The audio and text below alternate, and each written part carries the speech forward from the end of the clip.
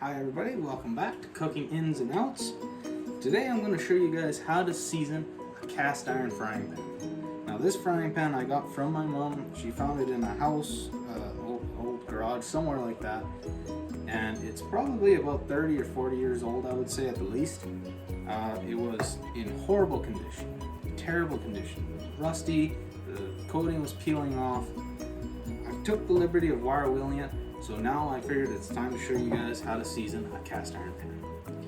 So to start with this, it's very, very simple. You only need four things. You're gonna need your pan, clean it. Make sure you wash it first. Make sure there's no dirt, dust, any food particles in it. Second thing, you're just gonna need your oven. That's all you need. Preheat that to 400 degrees. Now once you do that, now this is the most important ingredient.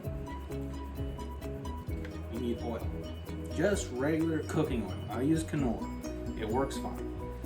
What seasoning is? The fourth ingredient is some paper towel to smear the oil around, okay? What seasoning is? It's very, very simple.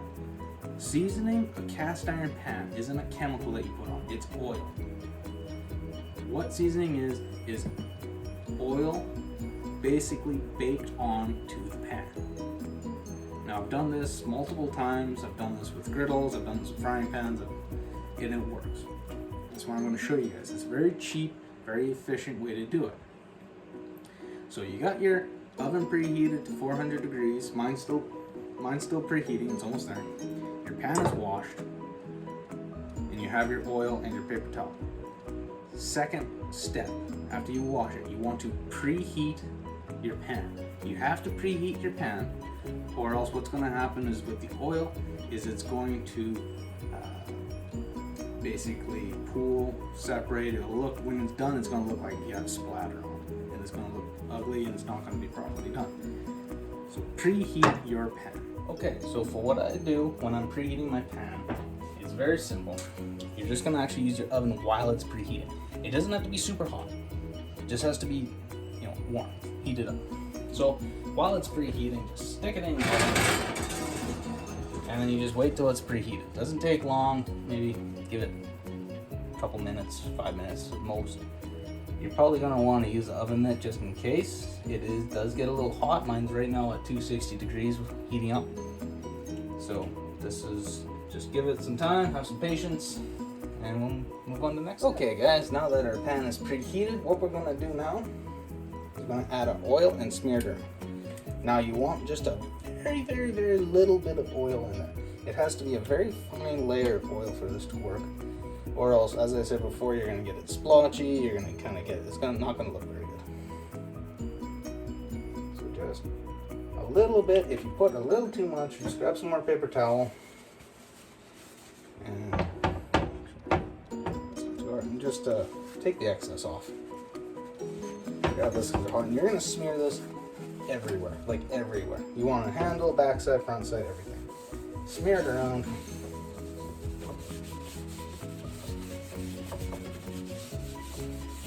Get it everywhere. Don't miss a corner. Don't take a shortcut. Shortcuts are the world's worst. Everywhere. You want this everywhere.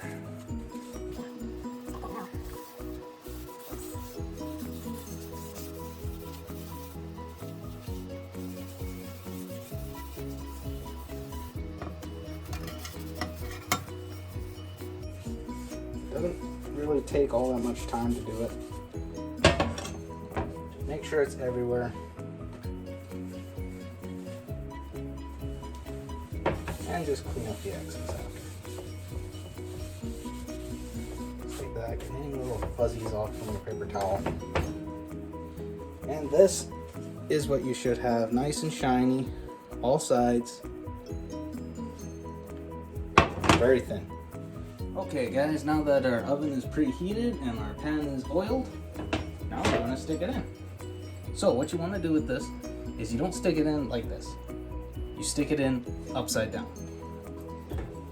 Just pop it in the middle rack, just like that. And now you leave it for about an hour.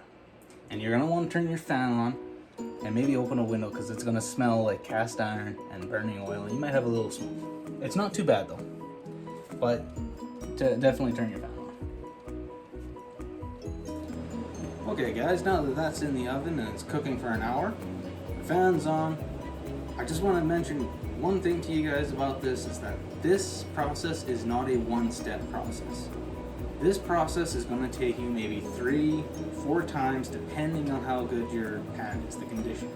If you've got a new pan, you're just re-seasoning it, yeah, you could probably get away with 1, maybe 2 times.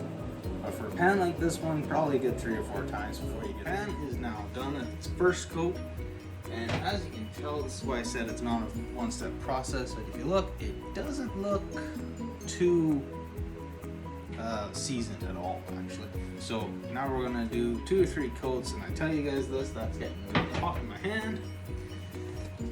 I'm telling you guys this is, you know, a 2 or 3 step repeat thing. So just make sure you keep doing it until you get a nice black coating all around your pan. Okay guys, this is what round 2 looks like. As you can see, it's getting darker. Slowly but surely, the inside is starting to get less splotchy. As it fills in, it'll get less splotchy over time. Now on to round 3. So now this pan, as you can see after this round, is much darker. It's much more evenly coated. Now that's been 4 hours, so 4 rounds. Now for you guys who are just doing like your pans that are just worn out slightly something, it's probably only going to take you 1 or 2 rounds. You're not re-seasoning a pan from bare metal. Now, the thing about this is that once you're done, once you've done your coats and you think it looks great, don't take it out of the oven. Let it cool down inside the oven. That is important because when you take it out of the oven and you quickly cool it, it's not going to turn out so great. It'll probably be more brittle, something like that. But just leave it in the oven, let it cool down naturally. Best thing to do is leave it overnight, and then you don't think about it, you sleep it away. Okay guys, so that's how you re-season a cast iron pan. Now in a future video, I'm going to be doing a product review of a seasoning kit, because I do have another pan that needs seasoning. So, look forward to that video, and as always, I really appreciate your guys' support and the views that come in, and I hope to see you guys again in another video. So thank you, and good night.